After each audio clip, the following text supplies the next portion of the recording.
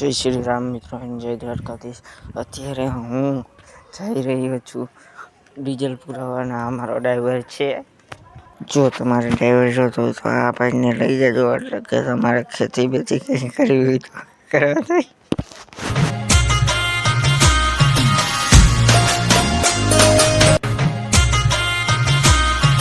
પાછું ટ્રેક્ટર કે મને ભૂખ લાગી ગઈ છે, હવે મારે ખાવું છે તો અમે ડીઝલ નાખવા આવી ગયા છીએ અને આ ભાઈ ડીઝલ નાખી રહ્યા છીએ। ત્યાં લગીનમાં મારો વિડીયો જોઈ લેજો જ।